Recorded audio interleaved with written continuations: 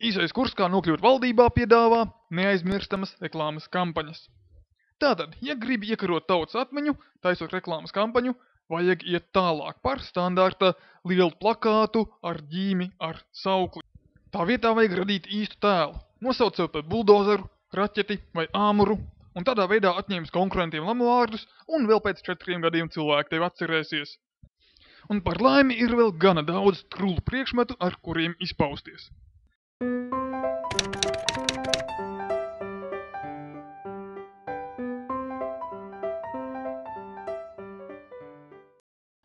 Taču, ja metot vēlētājiem sejā šos tēlus, varētu nebūt gana, un viņš vēl var nesaprast, ka neesi mīkstais, vajag ieviest jaunu žargonu vārdu cieti.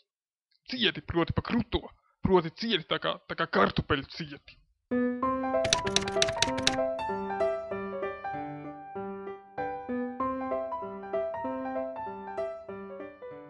Un tad tik uz priekšu. Cieti par uzņēmējiem, cieti par lauksaimniecību, cieti par kultūru, cieti pret mīkstajiem, cieti par premjēru. Un ar laiku tu vari cerēt, ka vārdu izmantošanas biežums iespiedīsies klausītāju zemapziņā, liekot tam radīt stabilas asociācijas starp politiķu tēlu un cietumu, saskatot cietumu tevī un tevi cietumā.